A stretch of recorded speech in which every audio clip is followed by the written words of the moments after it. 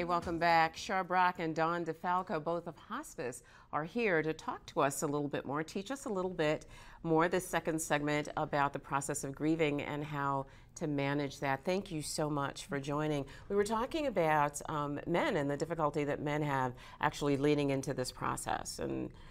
But you have a support group. We do specifically have a support group specifically for men in grief, Mm-hmm. and it's even facilitated by a man. So we don't even have women facilitators in that for specific reasons. That's really important for people to know. Two other things that you all identify as the tasks that have to happen during this process is to adjust to the new environment and to emotionally relocate. Mm-hmm. Adjust to the new environment. Does that go back to what you talked about earlier, Char, the reality piece of it? Well, part of that is reviewing your relationship. You know, again, why it's important to talk to others. You go back and you talk about and are able to honor those memories rather than to be so stuck in the grief. So that's a process that we hope for. So adjusting to that and again, the support groups help people process through that. So how you adjust to it, again, is different for every individual according to what other circumstances they're dealing with in their life. Mm-hmm. So people that come and if they may have other concurrent stressors going on in their life, they're going to adjust to that loss much differently than somebody who everything is going along okay, they have money to pay their bills and they still have a job, and versus someone who has lost all of that when they lost this person in their life. Same and when we talk about retirement or losing your money or losing your, I think just our expectations of a safe world, those types of grief issues that people have, we're constantly adjusting to that in our world, and much more so every day, I believe. So how do you adjust and still go on? It's very difficult. It's very difficult for each person. Yeah. Reinvesting in life?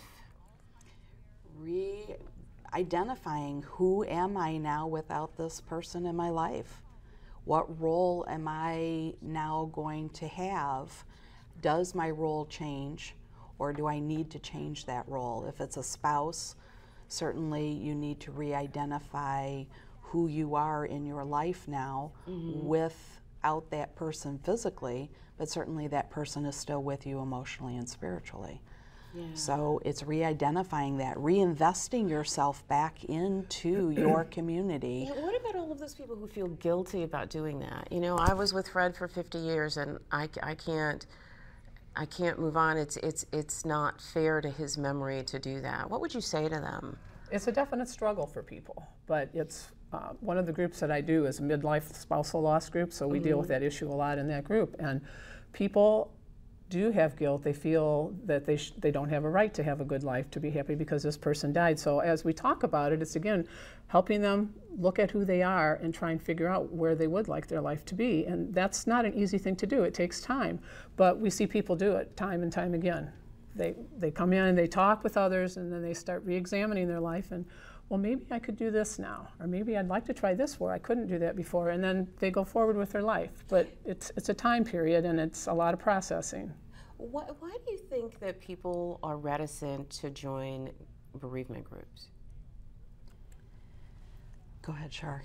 Well, for one thing, you're in a very vulnerable position when you've experienced a loss. I would think that. And I think that's mainly, and you're walking into a room with people you don't know, and you're talking about something very, very close to your heart. Very personal. So I think it's difficult, but I just love support groups. I've seen them do so much good for people, because once they do come into that group and listen to others, they form a bond, and they can be from total opposite socioeconomic places in their life, but they come together because they have a common bond. Yeah, and I really want people in the audience who are watching today who may be people of color, you know, Black or Hispanic, or have some religious involvement that may make you think that this is not appropriate for you and that you can't gain from involvement in this process. And I'm here to say to you, you absolutely can.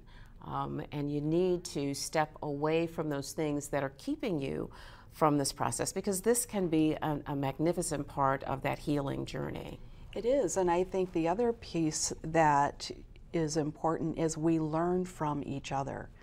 And if we stay out of that process, you may be helpful to somebody else as much as someone else can be helpful to you. Absolutely. And maybe it does have to do with your own rituals in your culture, your religious, your ethnic background. And we learn from each other and we say, wow, I'm going to try that. That looks so helpful. And it makes you so much less lonely. That's the other piece of it. I mean, you can stop saying, but you just don't understand, because you know what? Maybe I do understand, and I'm in that group. Maybe I do understand better than the lady next door who said now she's in a better place because they didn't know what to say. Let's spend a few minutes. We've got about 4 minutes left, actually, and I want to talk about some of the myths, because these are the things I think that cause the barrier toward healing in a more productive and an easier fashion. Let's take the second one up there. Tears are a sign of weakness. Oftentimes, and it doesn't matter if it's grief related or not, people have this feeling that it is a sign of weakness. And more men than women feel that way? In general, I would say yes. You say yeah. Yeah. Statistically, I don't know that, but I think from what we hear from the clients, Anecdotally, sure. yes. And it's actually a sign of strength. It's not a sign of weakness. It's showing that I can be vulnerable, I can share this emotion, and there's something to be said about purging those emotions out through your tears. And you hear people say, boy, it feels so much better that I had that good cry. There's a variety of reasons that happens. So we do physically and emotionally feel better after we can release that. And what about if you are feeling personally affected by someone else's tragedy, like the incident that we had just a few weeks ago at the movie theater, or 9/11? You may not have been there, but you are feeling the result and the pain of that tragedy. Still, it is okay to do all of those things we talked about today. I think as a nation, and be okay with that. As a nation doing that together and grieving, and because when you see that happen to people, it hurts all of us. It does. It's very painful, and it is okay, and it's essential that we grieve it in some way also. Right.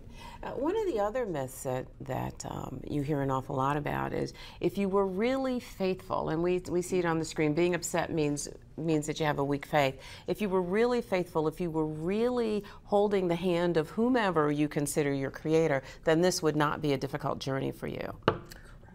And that's where a lot of pressure comes from that spiritual entity or that religious entity. And if people are feeling that their faith base says, I need to be strong, and they fight between what their reality is this is painful, this is hard, I need to feel like I have to cry or show this emotion, but over here I'm taught, no, have faith that, there's something to be in the future or in their eternity. So there's that incongruent thing for the bereaved because it's a tug of war for them. Yeah, just give yourself some credit for being a human being and allow those frailties to show, because that's exactly what we are as human beings. We're far more frail than we understand. And finally, and we've got just a few seconds left, that just get over it. Oh my gosh. How many times have we all heard that? Just get over it, get on with your life. Don't you want to slug them? Not that I'm supporting violence, but don't you want to slug them? Yes, I think it just sort of diminishes that grief. Absolutely. It takes it all away from them to say that. Don't say that. Don't say just get over it. Right. Get through it. Right. We prefer to say get through it. Or get through it. I like that. Work through it. I like that. But I would think either one of those would be on the bottom of the list that you would say. Absolutely. I really like your just being present. Presence is so important, and not having any expectations of that person. Yeah. Expectations put a lot of pressure on all of us, as you were just talking about with our cultural beliefs and religious beliefs, and we have those expectations, and we're not able to, when we can't meet those expectations, we feel there's something wrong with us. And in the last couple of seconds, you go to the group as often as you need to, yes or no? Yes. Great. That's great. We got to scoot away for just a second. We'll be right back.